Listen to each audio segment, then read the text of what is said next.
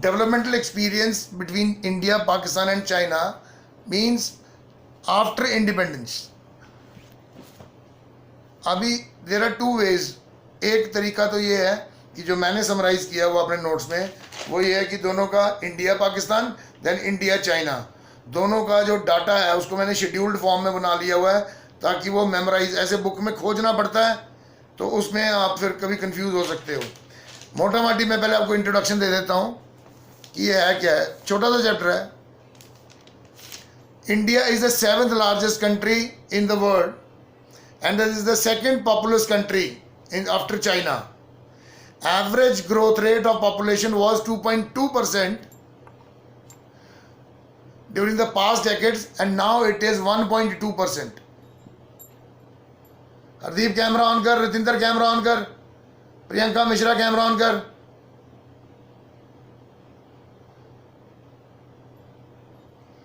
The total area of India is 32.91 lakh square kilometer. नहीं बेटा, आप चैट बॉक्स में नहीं भी लिखोगे ना तो अभी मैंने सॉफ्टवेयर डाउनलोड किया हुआ है, उसमें आपका सबका नाम आ जाता है. आपको मैं बता देता हूँ for your information. May I tell you, वो जो सॉफ्टवेयर है उसमें जैसे लिखा हुआ हरदीप ज्वाइंड एट इतने मिनट और इतने सेकेंड्स, फिर रिमेन्ड फॉर 22 मिनट्स, फिर लेफ्ट, फिर ज्वाइंट एट इतने, फिर लास्ट में वो कितने मिनट का क्लास किया वो पूरा एनालाइज करके वो पूरा एक्सेल शीट निकालता है. तो इसलिए अभी आप थोड़ा सा इसको वैसे ही देखना. तो इंडिया का थोड़ा सा इंट्रोडक्शन ये है. 32 लाख स्क्वायर किलोमीटर तो आपको पहले से भी पता है. और present growth rate of India, GDP of India is 6.7% इन 2017-18. ठीक है. ये इंडिपेंडेंस कब मिली? 1947 में. मेजर जो इवेंट्स हैं वो आपको ध्यान रखने हैं इंडिया, पाकिस्तान और चाइना के. अच्छा, इंडिपेंडेंस सबसे पहले हमको ही मिली है, हमारे बाद पाकिस्तान को मिली है, चाहे एक दिन बाद ही मिली है. फिर चाइना को तो 1949 में मिली इंडिपेंडेंस, वो भी ब्रिटिश कॉलोनी था, तो वो सबसे लास्ट में इंडिपेंडेंट हुआ. फिर उसके बाद अगर हम उसके इकोनॉमिक रिफॉर्म्स देखें तो चाइना ने सबसे पहले इकोनॉमिक रिफॉर्म्स इंप्लीमेंट किए 1978 में. फिर उसके बाद पाकिस्तान ने 1988 में और हमने 1991 में. तो इकोनॉमिक रिफॉर्म्स में हम सबसे बाद में रहे. ये मैं डाटा लिखवा दूंगा आपको जो कंपैरेटिव स्टडी है इनकी. Pakistan extend from Arabian Sea 1600 kilometre northwards. India के नॉर्थवर्ड में लोकेटेड है पाकिस्तान. टोटल एरिया उसका 8.03 lakh square kilometre. Growth rate of population 2.2 in the past decades. और अभी भी 17-18 में भी पाकिस्तान में पॉपुलेशन ग्रोथ रेट 2.1 है, मतलब आफ्टर चेक भी. और जीडीपी ग्रोथ रेट पाकिस्तान का 2017-18 में 5.2%. एज फॉर एज चाइना के बारे में, China is located in the eastern Asia and is the 3rd largest country in the world. In terms of area 96 lakh square kilometre. It is the highest population of 137 crore people with the annual growth rate of 0.5. देखो इसकी population growth rate में कितना difference है, और ये one child policy के कारण है. 2/3 of China's area is mountainous. आपको ये भी पता होना चाहिए चाइना जिस तरह से बिहेव करता है, एक जैसे जिसको हम विस्तारवादी कहते हैं, एक्सपेंशनिस्ट कहते हैं, वो वैसा बिहेव क्यों करता है? बिकॉज उसके पास एग्रीकल्चरल लैंड नहीं है. China hardly has 10% of the total land which is suitable for agriculture, और पॉपुलेशन है 137 करोड़. ये प्रॉब्लम है उसकी, यही वजह है उसकी एक्सपेंशनिस्ट होने की. उसने जो जो फर्टाइल एरियाज हैं उनको वो एनेक्स करने की कोशिश करता है. अभी रिसेंट एग्जांपल देख लो, पाकिस्तान को धीरे धीरे एनेक्स ही कर रहा है, और उसके एग्रीकल्चरल के भी सारे प्रोड्यूसेस यही लेके जाएगा. आप शायद फॉलो नहीं करते, इनका एक न्यूज़पेपर है ग्लोबल टाइम्स, मैं भी 3-4 घंटे पहले उसको पढ़ रहा था. China is suffering so much कि यहाँ तक ये नौबत आने वाली है अभी एट प्रेजेंट 2020 की बात कर रहा हूँ मैंने आपको इंफ्रास्ट्रक्चर पढ़ाते टाइम बताया था ना, 3 गॉर्जेस डैम वो ओवर फ्लड हो गया है और जिसने ऑलमोस्ट 10 करोड़ पॉपुलेशन को डायरेक्टली इफेक्ट किया है। अब डायरेक्टली इफेक्ट किया मतलब वाटर लॉगिंग होगी, पानी भर गया 5-5 फुट, तो कई इंडस्ट्रियां भी उसमें बंद होंगी, कितना एग्रीकल्चरल नुकसान हुआ होगा।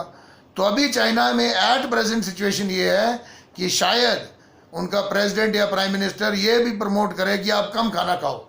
दे are food deficient at present, China is suffering, लेकिन being a closed economy hardly any news come out of China. China में हर चीज़ सेंसर होके निकलती है। बट एज एन इंट्रोडक्शन आपको चाइना के बारे में ये बताना चाहिए कि ये 3rd लार्जेस्ट कंट्री है साइज के हिसाब से, मोस्ट पॉपुलस कंट्री है, साइज इसका 96 लाख स्क्वायर किलोमीटर एरिया है इसका, और 0.5% इसका पॉपुलेशन का ग्रोथ रेट है, 1% भी नहीं है। And 2/3 of China is mountainous and desert, only 1/10 मतलब 10वां हिस्सा कल्टीवेट होता है। ये इन्फॉर्मेशन आपको दिमाग में रहनी चाहिए। 2 क्वेश्चन भी फंस गए, इस चैप्टर की वेटेज ज़्यादा नहीं है, लेकिन ये इन्फॉर्मेशन आपको एसिमुलेट करनी है, एब्जॉर्ब करनी है।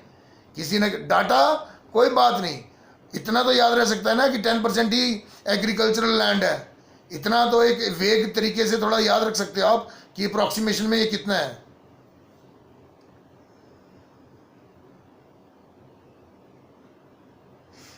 इसका एक स्टेटमेंट ये भी है, 90% of China's population lives on 16% of its area.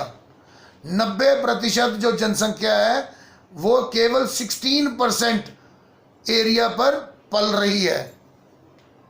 और प्रेजेंट जीडीपी इन 2017-18 चाइना की is 6.4,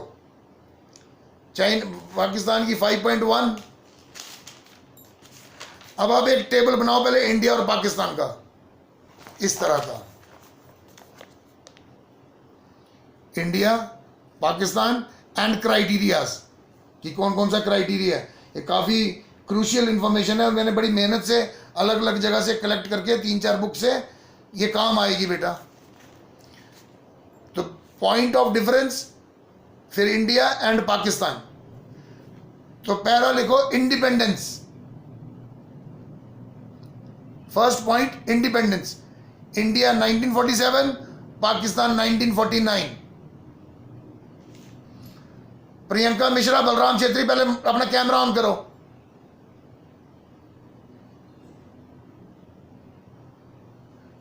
Priyanka Mishra, yes sir. Camera on करो बेटा। Yes sir. Excuse me sir. हाँ बेटा। सर वही दैट था इंडिया पाकिस्तान के इंडिपेंडेंस पे 47 ही, मैंने 49 बोल दिया क्या? I am sorry, yes sir. I am sorry. Sir actually वो अपने हिस्ट्री में देखते ना तो पाकिस्तान को सबसे पहले मिलके 14th पाकिस्तान में 15 मार्च को मिला। इको हो रहा है बेटा, आपका साउंड इको हो रहा है। मैं I couldn't understand what you saying. Sir according to history on 14th August 1947 in the Pakistan को पहले मिल गया था before on 14th in the clock struck 12। मैं बताता हूँ आपको इसका फंडा क्या है। हम तो इकट्ठे इंडिपेंडेंट हुए, पार्टीशन तो 1948 में हुआ है। जो पार्टीशन हुआ वो 47 में उसी टाइम थोड़ी ना हो गया था। पार्टीशन के टाइम तो वी वर वन, वो तो अगस्त में हम इंडिपेंडेंट, पार्टीशन हुआ वो सर्दियों में, मतलब सर्दियाँ और बरसातें अगले साल का मार्च अप्रैल में, उस टाइम पे पार्टीशन हुआ है। पाकिस्तान जो फिजिकली इस्टेब्लिश हुआ तब हुआ, लेकिन इन्होंने अपने आप को थोड़ा सुपीरियर दिखाने के लिए या आप क्या जाने, उन्होंने हमारे इंडिपेंडेंस से एक दिन पहले का दिन रखा हुआ है। उन्होंने 14 अगस्त रखा हुआ है for no reason, for no concrete reason. But we were one ना, हम तो इंडिपेंडेंट इकट्ठे ही हुए थे, बट हम अभी 2020 में हम दोनों कंट्रियों का कंपैरेटिव स्टडी कर रहे हैं, तो इंडिपेंडेंस तो 1947 ही लिखा जाएगा ना बेटा। सर फिर लिखो फर्स्ट प्लान इंडिया में बना 1951-56 में और पाकिस्तान में बना 1956 में।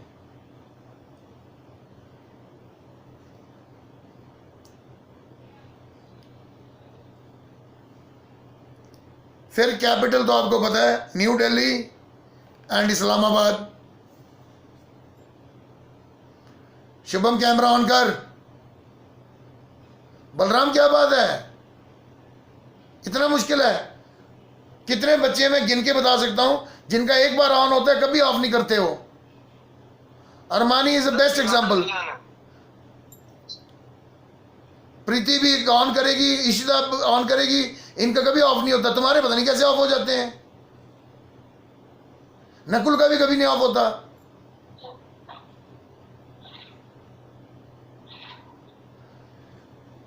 कैपिटल के बाद लिखो पॉपुलेशन, ब्रैकेट में लिखो 2015 की पॉपुलेशन एज पर 2015। इंडिया की लिखो 131.1 करोड़, 131.1 करोड़, और पाकिस्तान की लिखो 18.8 करोड़।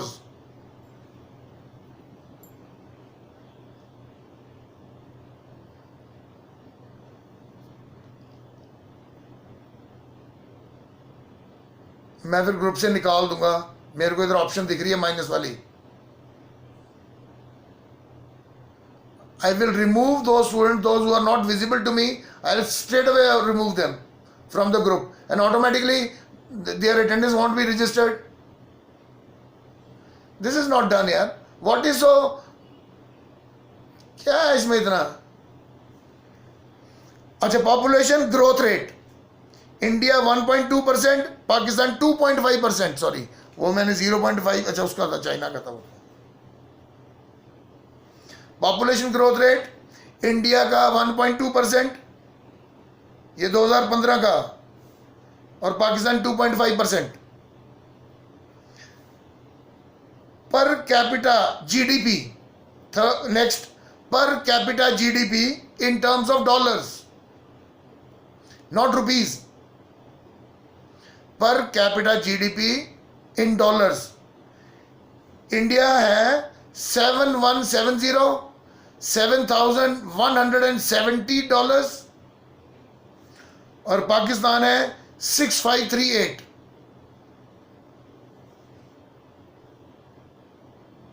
सर आप इंडिया का फिगर वापस रिपीट कर सकते हो? 7,170, 7170।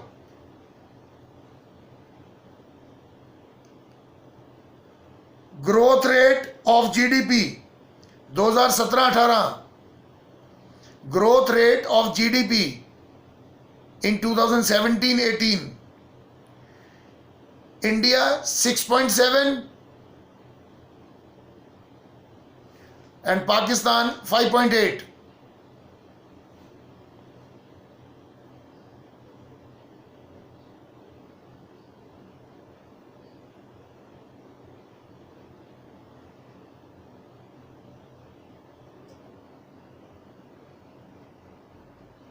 पर कैपिटा इनकम,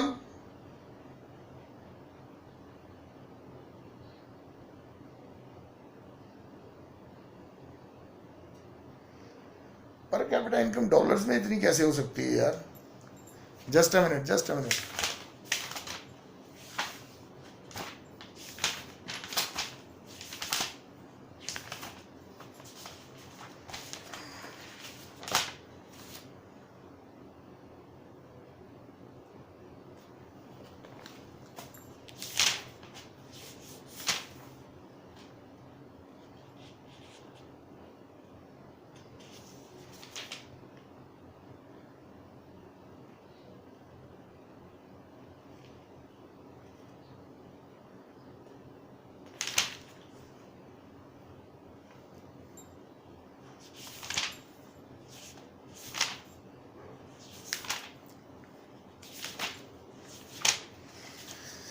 चलो, आई एम नॉट क्लियर ये डॉलर्स में है या रुपीज़ में, मैं इसको मार्क कर लेता हूँ, मैं इसको करेक्ट कर लूँगा, लेकिन आप फिगर लिख लो।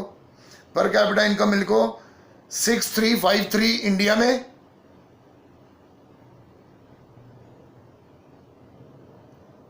और पाकिस्तान में 5311, 5311।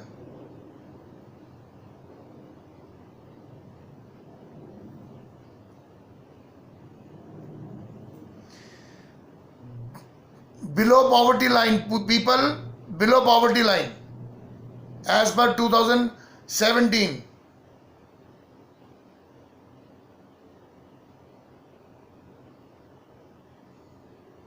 below poverty line इंडिया में है 60.4 और पाकिस्तान में है 46.4।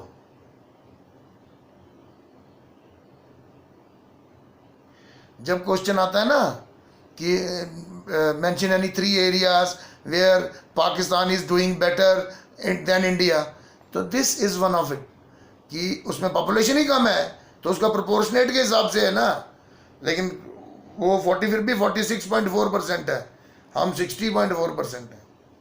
नेक्स्ट देखो इकोनॉमिक रिफॉर्म्स, कि इकोनॉमिक रिफॉर्म्स किस में पहले आए, तुम्हारे 1991 में और पाकिस्तान के 1988 में।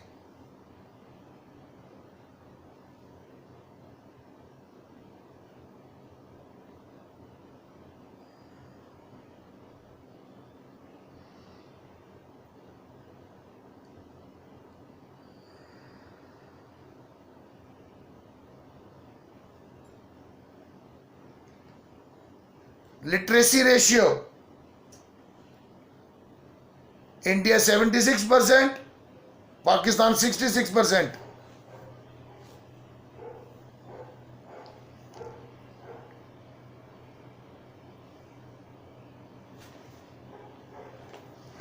फिर सेक्स रेशियो, इंडिया का, हाँ बोलो, इंडिया का 76%, इंडिया 76% और पाकिस्तान 66%।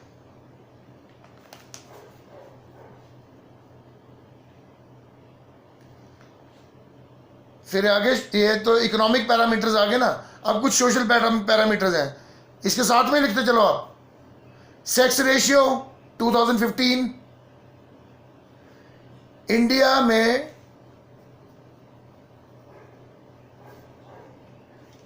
929 का मतलब हुआ 929 फीमेल्स पर 1000 males. Sex ratio, birth ratio, death ratio हमेशा थाउजेंड्स में होती है, पर 1000 होती है। तो अभी जब हम इस सेक्स रेशियो कह रहे हैं फीमेल्स 929, दैट इंप्लाइज 929 फीमेल्स पर 1000 मेल्स, विच इज स्टिल लो। 960 के आसपास होनी चाहिए और पाकिस्तान में 947।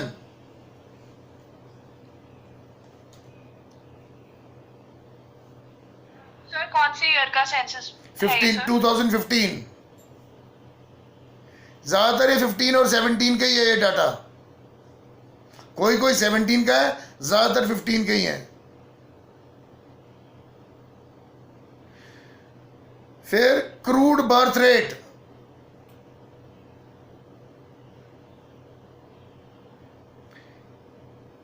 इंडिया 20.4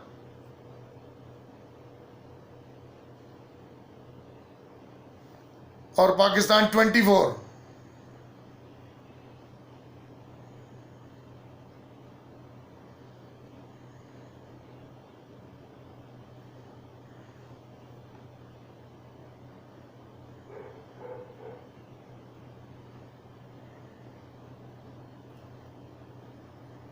क्रूड डेथ रेट,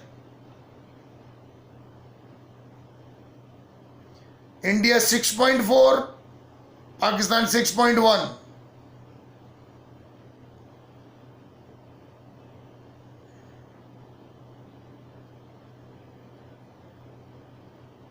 फिर infant mortality rate,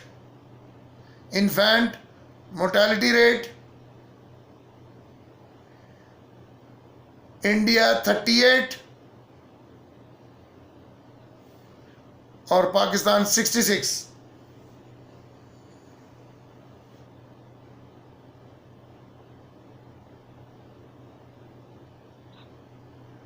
Sir, can you repeat?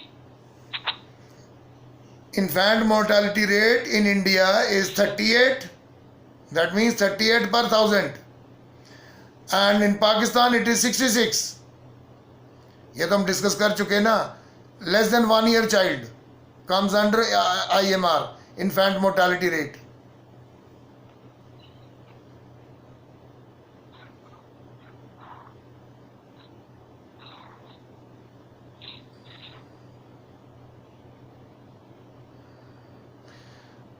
ये प्रियंका मिश्रा को क्या इशू है? Priyanka Yes, sir. बेटा आपका कैमरा क्यों नहीं ऑन है?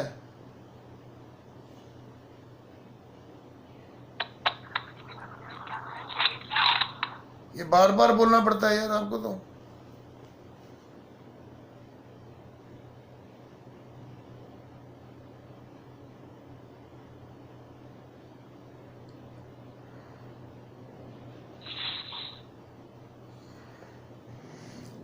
फिर लाइफ एक्सपेक्टेंसी, दो ही बचे हैं. लाइफ एक्सपेक्टेंसी इंडिया में 68.8 years,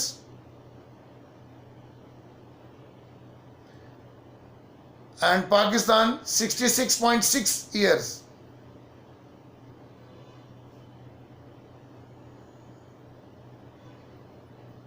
फिर urban ratio, last is urban ratio. ये भी वो पॉइंट है जो इंडिया के अगेंस्ट जाता है और पाकिस्तान के फेवर में जाता है. अर्बन रेशियो में भी India is 33% and Pakistan is 39%.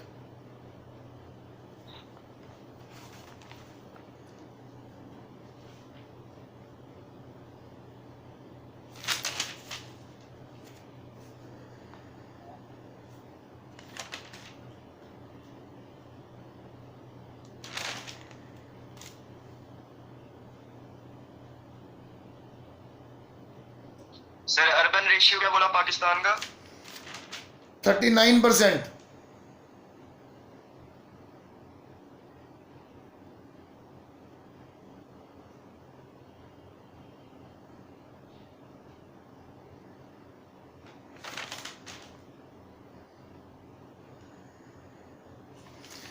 अभी इंडिया और पाकिस्तान को पकड़ते हैं. आज हमारे पास अभी 15 मिनट है. आप ना 1 लाइनर लिख लो. मैंने इस चैप्टर को थोड़ा समराइज करके ना नोट्स टाइप बनाए हुए हैं. मैं पिक भी भेज सकता हूँ लेकिन फिर उसमें डिस्कशन नहीं हो पाती ना. तो एक एक लाइनर आप लिख लो. ये क्या है? Sectoral, sector wise detail of India and Pakistan, ऐसे लिख लो आप. 1 लाइनर. बट आप देख लेना कंपेयर करके बुक से, तो हमने थोड़ा कंप्रेस करके इसको सिस्टमैटिक बना लिया थोड़ा सा. तो पहला पॉइंट लिखो, डिपेंडेंस ऑन एग्रीकल्चर. ऊपर हेडिंग डालो सेक्टोरल कंट्रीब्यूशन टू जीडीपी, ऐसे लिख दो. Sectoral contribution to GDP. अब number 1, contribution to agriculture. India's contribution to agriculture has declined from 31% in 1990 to 16% in 2017. The first point regarding India in agriculture sector is contribution of agriculture sector to GDP in India fell from 31% to 16%, whereas it was 31% in 1990 and it fell to 16% in 2017.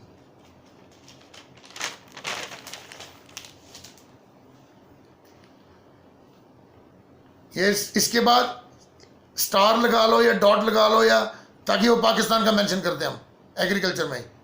ये India का आ गया ना. अब इसके नीचे पाकिस्तान का लिख लो. Contribution of Pakistan fail, short करके लिखते हैं. Contribution of Pakistan's agriculture sector fell from 25% to 23% during the same period.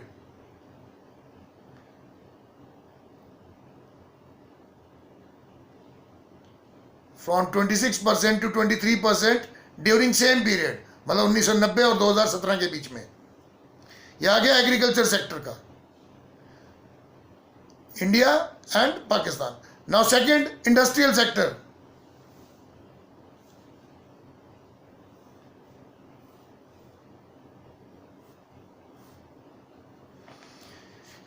फिर लिखो India's, in case of India contribution of industries increased from 29% in 1990 to 30% in 2016-17.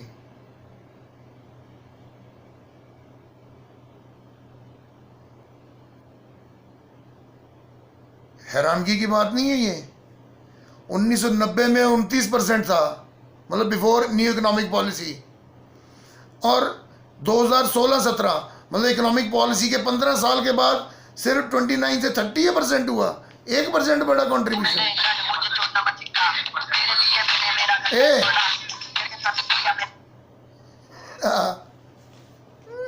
ये सही है यार, ये बड़ा काम, बढ़िया काम किया। चलो लिखो 29 to 30%, but in Pakistan contribution of industry fell from 27% to 24% in the same period.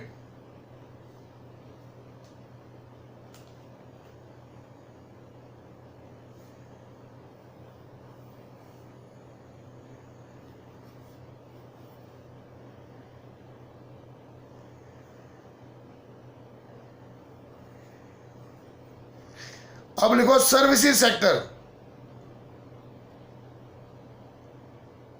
India में सर्विस सेक्टर की तो ग्रोथ हुई, तो अब ये लिखो contribution of services sector to GDP, contribution of services sector to GDP increased from 40%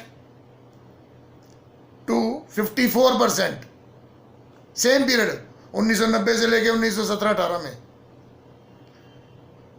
it was 40% contribution in 1990 and increased to 54% in 2018 in India.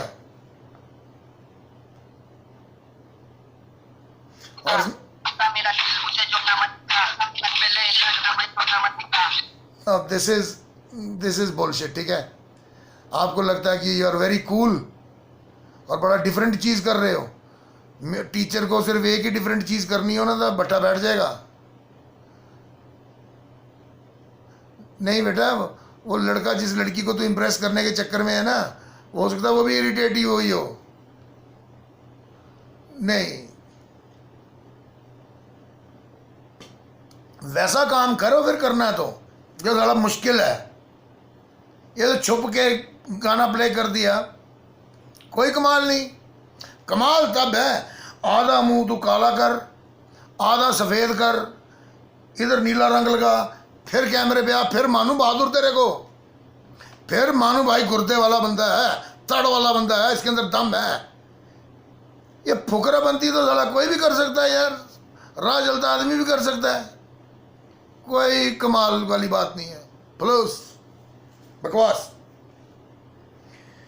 तो services sector का contribution increase from 40% to 54%, whereas contribution of Pakistan service sector increased from 49% to 53%. Increased from 49% to 53%.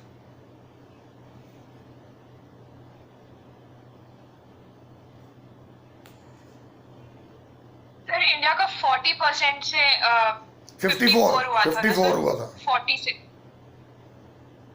से हाँ 40 से 54 बेटा, और ये पाकिस्तान का 49 से 53, मतलब हमारा 14% बढ़ा और इसका सिर्फ 4% बढ़ा। तो सच बात है ना। वहां पे कौन सी सर्विसेज हैं? बैंकिंग वहां की कोई यूज नहीं करना चाहेगा, अनरिलायबल है। वहां पे कोई कॉल सेंटर्स खोलेगा तो वो तो फिर बदतमीजी करेंगे पाकिस्तानी, तो इसलिए वहां पे तो सर्विसेज सेक्टर का इतना है ही नहीं इसको।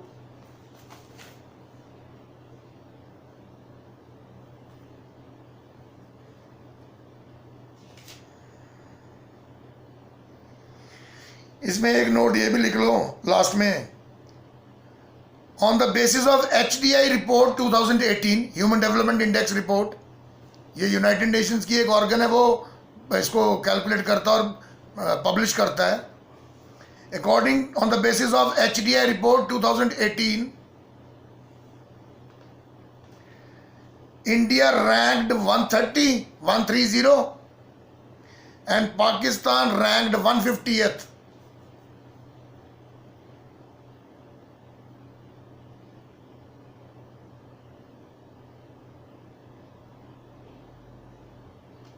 जबकि ड्यूरिंग 1970s, लिख लो रेफरेंस के लिए, क्या पता कभी काम आ जाए, ड्यूरिंग 1970s इंडिया का रैंक था 82 और पाकिस्तान का रैंक था 83 1970 में।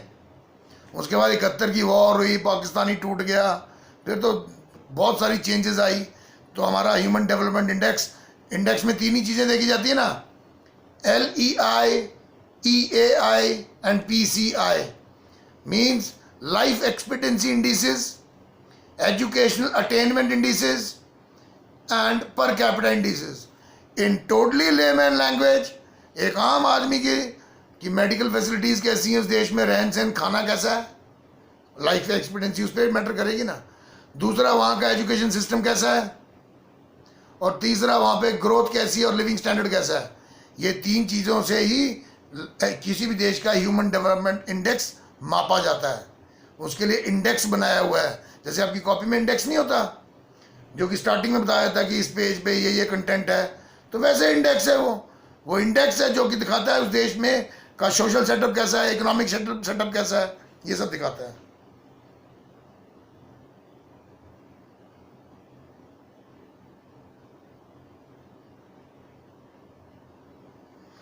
ये हम लिख चुके हैं।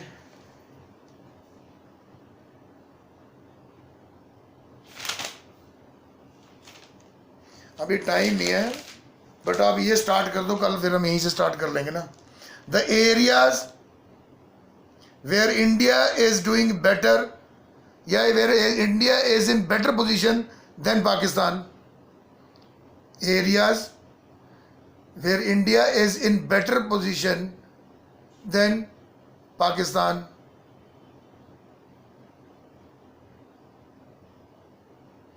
वो तुम्हारे घर के पंखे और छतें थोड़ी देखनी है मैंने, अपनी बूथियां दिखाओ सारे जिन्होंने छत और पंखों पे लगाया हुआ है। निशा देवी किधर गई है?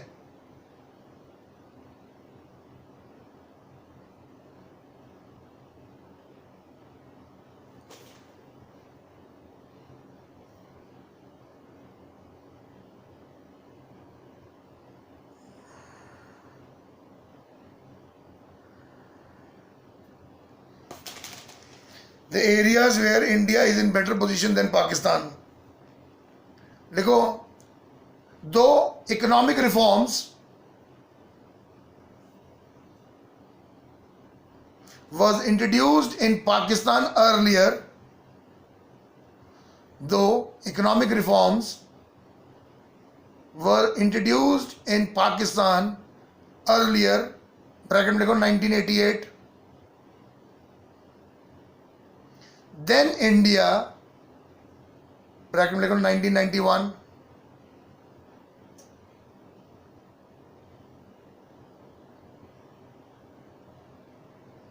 full stop. India still is in better position. India still is in better position in many areas. India still is in a better position in many areas. Rest we'll do tomorrow, beta.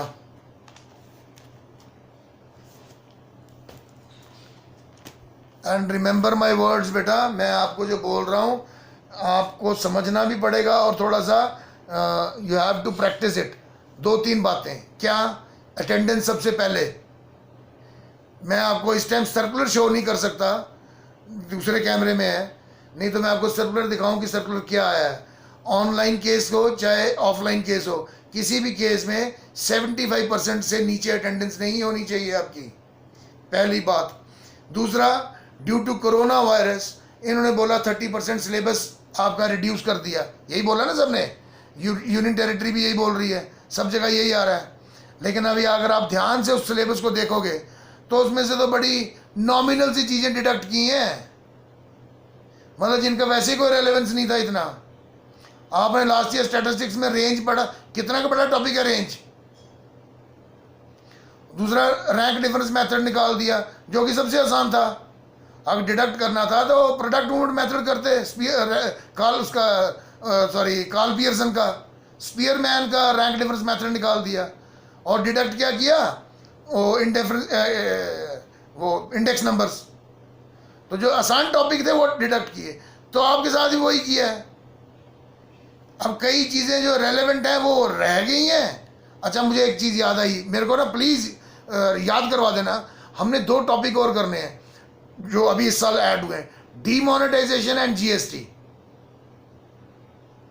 इनको अलग से हमने पढ़ना है। कोई एक, Armani तेरी duty, Armani you will recall me after may be day और 2, मेरे को याद कराना काके मैंने कराना ही है डीमोनेटाइजेशन एंड जीएसटी। तो अपनी अटेंडेंस रेगुलर रखो बेटा प्लीज़, यह आपका ही फ़ायदा है, यह आपका फ़ायदा है।